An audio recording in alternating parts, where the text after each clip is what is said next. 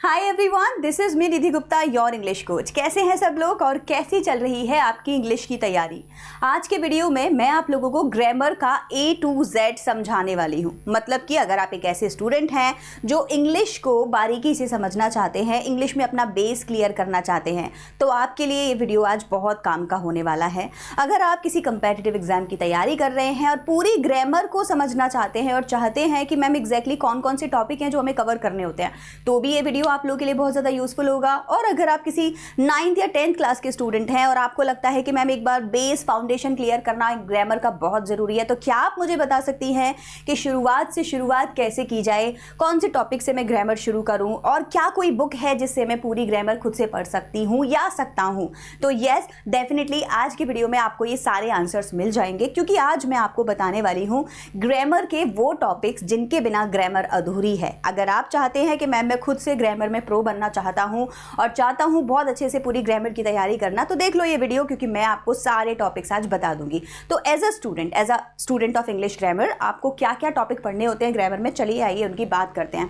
अब ये जो मैं आपको टॉपिक्स बताने वाली हूँ, ये ना सिर्फ आपके काम आएंगे बल्कि हर उस बच्चे के काम आएंगे जिसको ग्रामर में कहीं ट्यूशन नहीं मिल पाता, बहुत अच्छे जगह पे आप है नहीं जहाँ स्कूल में अच्छे टीचर नहीं पढ़ाते हैं, तो आप बुक्स के थ्रू इन टॉपिक्स को खुद से पढ़िए, शुरुआत से पढ़िए और आपको खुद रियलाइज होगा कि आपकी ग्रामर बहुत अच्छी होती जा रही है। तो हमको बस टॉपिक अच्छे से पता होने चाहिए, एक रास्ता पता होना चाहिए, कहाँ जाना है, कैसे जाना है पता होना चाहिए। तो इन टॉपिक्स को आज हम लोग डिस्कस करेंगे। तो अगर मैं बिल्कुल न्यू हूँ, मुझे कुछ नहीं आता, तो सबसे पहले ग्रामर में मुझे क्या पढ़ना होगा। आप लोग को याद है अपनी इंग्लिश की 2nd और 3rd की ग्रामर की बुक, उसमें आपको सबसे पहले क्या पढ़ाया जाता था?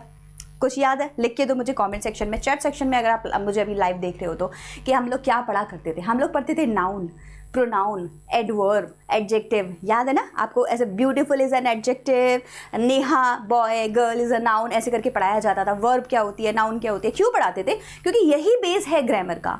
अगर हम इन सारे टॉपिक्स को इकट्ठा करें और इनको नाम दें तो हम इन्हें बोलते हैं पार्ट्स ऑफ स्पीच। क्या बोलते हैं? Parts of speech. कितने पार्ट्स ऑफ स्पीच होते हैं हमारे पास में इंग्लिश में 8 पार्ट्स ऑफ स्पीच होते हैं। तो वो सारे पार्ट्स ऑफ स्पीच हमें कवर करने होते हैं। ये बेसिक होता है, यहाँ से हमारी ग्रामर को या किसी भी सब्जेक्ट को पढ़ने की शुरुआत होती है। हर सब्जेक्ट में अपने अपने पार्ट्स ऑफ स्पीच आपको मिलेंगे, ठीक है। तो इंग्लिश में जो ग्रामर जब हम पढ़ते हैं तो सबसे पहले हम लोग पार्ट्स ऑफ स्पीच पढ़ते हैं। देखो, आपकी फिजिबिलिटी के लिए मैं क्या करने वाली हूँ, पूरी ग्रामर को ना 3 पार्ट्स में डिवाइड करूंगी, ठीक है। सबसे पहले हम लोग बात करेंगे बेसिक ग्रामर की, कि बेस क्लियर करने के लिए सबसे पहले बेस से एडवांस तक सब बताऊंगी आज के वीडियो में, ठीक है। तो सबसे पहले बेस को क्लियर करने के लिए हमको पार्ट्स ऑफ स्पीच पता होनी चाहिए बच्चों। इंग्लिश में सबसे पहले हमें क्या पढ़ना है? Parts of speech. आपको कौन कौन सी पार्ट्स ऑफ स्पीच होती है? मैंने आपको बोला 8 होती है। Noun, pronoun, adjective, verb, adverb, conjunction, interjection, preposition, right. 8 हो गई आपकी। तो ये 8 पार्ट्स ऑफ स्पीच आपको पढ़नी होती है। और सिर्फ पढ़ना नहीं है, इनके बारे में भी काफ़ी कुछ, टाइप्स कितने होते हैं, कैसे कैसे यूज़ किए जाते हैं, फिर इनसे रिलेटेड एक्सरसाइजेज, इनसे सेंटेंसेस बनाना सीखिए, एक सेंटेंस में इनको ढूंढना सीखिए। तो ये खुद से तैयारी आपको करनी है, ओके। ऐसा नहीं कि नाउन का चैप्टर पढ़ा और हो गया, वो तो सबको आता है। Noun is a name of a number, place and thing, लेकिन उसको जीना, फील करना, लाइफ में यूज़ करना, इस तरीके से आपको तैयारी करनी होगी पार्ट्स ऑफ स्पीच की, जो आपका बेसिक क्लियर करेगा। इसके अलावा देखो, एक और चीज है जो आपके लिए बेसिक में बहुत ज्यादा इंपॉर्टेंट होती है। देखो, ये तो हमको क्या समझ में आ गया, वर्ड्स, पार्ट्स ऑफ स्पीच। इन्हीं वर्ड्स से मिलकर क्या बनते हैं? सेंटेंसेस। तो नंबर 1 बेसिक में हमने किया पार्ट्स ऑफ स्पीच, जो हमें वर्ड्स की पहचान कराना सिखाएंगे। उसके बाद में हमने सीखा सेंटेंसेस, टाइप्स ऑफ सेंटेंसेस कितने होते हैं, ठीक है। अब देखो, 2 तरीके के सेंटेंसेस होते हैं, अगर आपको पता होगा तो। एक हम लोग बोलते हैं assertive sentence, negative sentence, interrogative sentence, imperative sentence, exclamatory sentence, जो सेंटेंस का बिहेवियर बताते हैं। ये क्वेश्चन है या ऑर्डर है या कमांड है, राइट, या एक्सप्रेशन है, नेगेटिव है या पॉजिटिव है। तो ये हो गया। एक होता है base structure of a sentence, जिसको हम लोग बोलते हैं सिंपल, कॉम्प्लेक्स, कंपाउंड, ओके। तो ये 3 तरीके से आपको सिंपल, कॉम्प्लेक्स, कंपाउंड में बेसिक स्ट्रक्चर बताना आ गया। और दूसरा आपको क्या आ गया?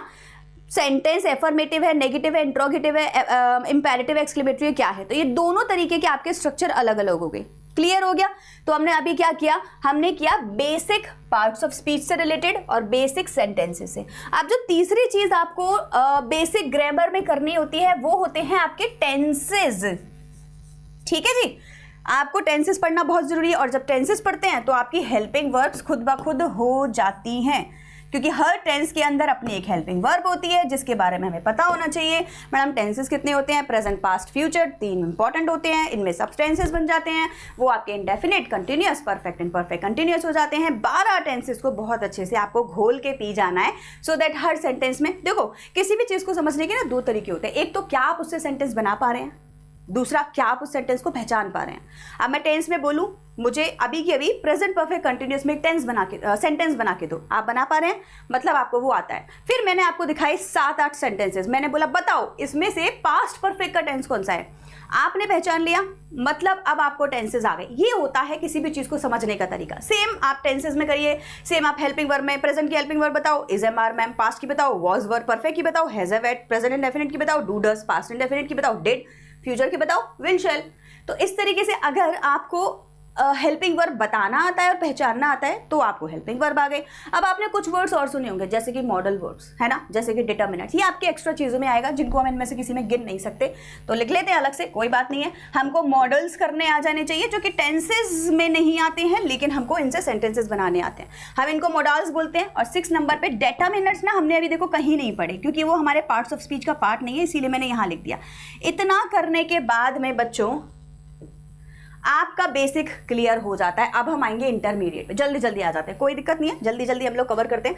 आई होप इतना आप सब लोगों को समझ में आ गया है। अगर आ गया है तो मैं अब क्या करूंगी, आप लोगों के लिए इसको कंटिन्यू करने वाली हूँ। ठीक, हटा दूँ इसको, ठीक है जी। चलो अब मैं आप लोगों को नेक्स्ट जो यहाँ पे समझाने वाली हूँ वो मैं आप लोगों को बताऊंगी इंटरमीडिएट ग्रामर में हम लोग क्या क्या पढ़ते हैं।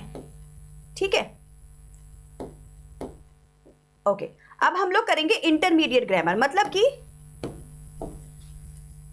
बीच में और क्या क्या बचा, इंटरमीडिएट ग्रामर। ठीक है जी, चलो अब देखो, अब मैं आपको बताती हूँ इंटरमीडिएट में हम लोग क्या क्या करेंगे। इंटरमीडिएट ग्रामर में मैं 2 तरीके के टॉपिक्स आपको बहुत जरूरी बोलती हूँ, कर लीजिए। एक होता है ट्रांसफॉर्मेशन, क्या बोलते हैं इसको, ट्रांसफॉर्मेशन करना। मतलब अब एक बात समझो, आपने ग्रामर का बेसिक कर लिया, मेरे को सब आ गया जो मैंने भी लिखा था ना, मुझे टेंसेस करने आ गए, मुझे स्ट्रक्चर करने आ गए, मुझे पार्ट्स ऑफ स्पीच पता चल गई, मॉडल्स हो गए, हेल्पिंग वर्ब्स हो गए, सब हो गया क्लियर मैम। अब क्या करूं, अब इनके साथ प्रैक्टिकली प्रैक्टिस करो, एक्सरसाइजेस देखो इनसे रिलेटेड, और इनके साथ आप खेल कैसे सकते हो, गेम्स क्या क्या बना सकते हो वो देखो, है ना, कैसे कैसे क्रिएशन कर सकते हो वो देखो। तो मैं क्या करूंगी, मैं एक सेंटेंस को दूसरे में चेंज करना सीख जाऊंगी। इसको हम बोलते हैं एक्टिव पैसिव में चेंज करना। आता है आप लोगों को, राइट? तो इसका एक तरीका हम लोग के पास में कौन सा होता है, एक्टिव एंड पैसिव वॉइस का। Active and passive voice change करना हम सीख गए। दूसरा हमको आता है डायरेक्ट एंड इनडायरेक्ट को चेंज करना। इसको आप रिपोर्टेड वर्ड भी बोलते हो, अगर आप लोगों को याद होगा, डायरेक्ट एंड इनडायरेक्ट। ये ना ट्रांसफॉर्मेशन होती है, एक सेंटेंस को एक से दूसरे में कन्वर्ट करना। अब ये तो मैंने 2 लिखे हैं, इसके अलावा और भी होते हैं, जैसे पॉजिटिव को नेगेटिव में करके दिखाओ, इंट्रोगेटिव को पॉजिटिव में करके दिखाओ, इंपेरेटिव को असर्टिव में करके दिखाओ, बहुत तरीके होते हैं। तो आपको वो सीखना है, इंटरमीडिएट लेवल पे ये होती हैं चीज़ें, और आपको ये सीखने की ज़रूरत है अगर आप ग्रामर पूरी करना चाहते हैं। ये 2 मेन टॉपिक थे, वो मैंने आपको यहाँ बता दिए। इसके अलावा एक और ग्रामर होती है इंटरमीडिएट में, और वो क्या होती है, वो होती है बेटा आपकी सिंथेसाइज करना। क्या करना, सिंथेसाइज करना। पूछो ये क्या होती है मैम, सिंथेसाइज कैसे कर सकते हैं? सिंथेसाइज मतलब 2 चीज़ों को जोड़ना, प्लस करना। ये तो हो गया ट्रांसफॉर्म करना, चेंज करना, ये हो गया जोड़ना। ठीक है, तो सिंथेसाइजिंग जब भी हम किसी सेंटेंस की करेंगे, ठीक है, जब भी हम किसी सेंटेंस की, एक सेकेंड,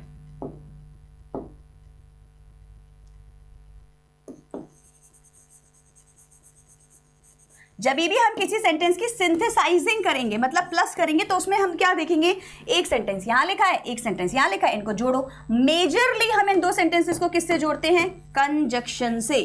किससे जोड़ते हैं बच्चों, कंजक्शन से। कंजक्शन कौन से होते हैं, fan boys, for, and, B, but, O, और, otherwise, right, Y, yet, S, so, बहुत सारे कंजक्शन होते हैं जिनको हम लोग यूज करते हैं इन सिंथेसाइज करने के लिए, सेंटेंसेस को जोड़ने के लिए। जैसे मैंने बोला my name is Nidhi, I am a teacher, तो मैं दोनों सेंटेंसेस को जोड़ के एक बना सकती हूँ क्या, हाँ, कैसे, मैं बोलूँगी my name is Nidhi and I am a teacher, negative होगा तो बट लगा दूंगी, पॉजिटिव होगा तो एंड लगा दूंगी, रिजल्ट होगा तो सो लगा दूंगी। इसके लिए आपको स्पेशली कंजक्शंस भी पढ़ने पड़ते हैं। ऑल्दो ये कंजक्शन हम पार्ट्स ऑफ स्पीच में पढ़ते हैं, लेकिन कॉम्प्लेक्स सेंटेंसेस को बनाते टाइम सिंथेसाइज करने में आपके लिए काम में आता है।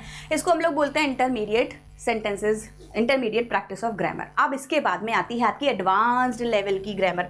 बस वही बची है आपको जो अब आपको सीखनी है। अब हमारी कौन सी बची इसके बाद में? अब हमारी इसके बाद में बचती है एडवांस ग्रामर, जो हमको आनी चाहिए अगर हम किसी भी कंपटीशन की प्रैक्टिस कर रहे हैं, राइट, या ऑफ कोर्स अपनी ग्रामर को बहुत अच्छा करना चाहते हैं। तो इंग्लिश में नेक्स्ट जो हमारी आएगी वो आएगी एडवांस्ड ग्रामर। इसमें वो सारी एक्टिविटीज आएंगी जो आपके पेपर में आती है। जैसे आपको याद होगा हम लोग सिंटेक्स करते हैं। सिंटेक्स क्या होता है? बेसिकली सिंटेक्स होता है एडिटिंग करना, है ना, एडिटिंग करना। करिए आप लोगों ने एडिटिंग, एरर एडिटिंग की एक्सरसाइजेस करी हैं, उसी को सिंटेक्स बोलते हैं। इसको एरर एडिटिंग भी बोलते हैं, एरर डिटेक्ट करके करेक्शन करना भी बोलते हैं। एरर डिटेक्शन की एक्सरसाइजेस आप लोगों ने पढ़ी होंगी, है ना। तो ये आपकी एरर डिटेक्शन एंड करेक्शन की एक्सरसाइजेस है। अब ये पता है कब पॉसिबल है? ये तब पॉसिबल है जब आपको सब आता है। तो आपने बेसिक में सारा बेस पढ़ लिया, इंटरमीडिएट में आपने ट्रांसफॉर्म एंड सिंथेसाइज करना सीख लिया, अब आपको सब पता है। अब आप बताओ एक सेंटेंस में क्या गलती होगी? उसको हम लोग बोलते हैं सिंटेक्स। क्या बोलते हैं? सिंटेक्स। या बोलते हैं किसी सेंटेंस में एडिटिंग करके दिखाना, मतलब कि एक एडिटर की तरह उसको करेक्ट करके दो मुझे। क्लियर हो गया? इसके अलावा हम गैप फिलिंग की एक्सरसाइजेस भी करते हैं। आप बोलोगे मैडम ये गैप फिलिंग तो बहुत बच्चों की चीज़ है। बेटा बच्चों की चीज़ नहीं है। एक्चुअली जो गैप फिलिंग की एक्सरसाइजेस हुआ करती है ना, बहुत टफ लेवल की होती हैं। एक होती है आपकी सेंटेंस रीऑर्डर, ये भी बहुत टफ एक्सरसाइज है। अगर आपको, आप में से किसी को भी ये लग रहा है, आप में से किसी को भी ये लग रहा है कि मैडम ये तो बच्चों वाले एक्सरसाइजेज होंगी, ये बहुत हाई लेवल की एक्सरसाइजेज आती हैं, बड़े बड़े एग्जाम्स में आती हैं और हम लोग सॉल्व भी नहीं कर पाते हैं। इस तरह अच्छा, मतलब इनका स्टैंडर्ड बहुत हाई होगा। तो सिंटेक्स मतलब सेंटेंस में मिस्टेक ढूंढ के बताना, then your gap filling and then your sentence reordering. ये आपकी 3 इंपॉर्टेंट एक्सरसाइजेज होती हैं एडवांस्ड में। ये क्यों हमने एडवांस्ड में ली है? क्योंकि ये आप कर नहीं पाओगे, इसमें से कुछ भी पत्ता भी नहीं हिला पाओगे जब तक आपको बेसिक में जो बताया था वो करना ना आ जाए और इंटरमीडिएट में जो बताया था वो करना ना आ जाए। जब वो करना आ गया उसमें आप प्रो बन गए, अब आप एडवांस्ड में खेलना शुरू करोगे। क्लियर हो गया? तो ये बेसिकली हमने अभी जो प्रैक्टिस करा है, ये किया है पूरा ग्रामर का कॉन्सेप्ट जो हर बच्चे को पता होना चाहिए। अगर आप इंग्लिश की तैयारी खुद से करना चाहते हैं, जल्दी से एक बढ़िया सी बुक ग्रामर की ले आइए। कोई भी बुक ले लो, कोई भी बुक ले लो, हर बुक बहुत अच्छी है। 10th क्लास की कोई भी ग्रामर की, मैं ऐसे किसी को रेकमेंड नहीं कर रही, कोई स्पॉन्सरशिप नहीं है।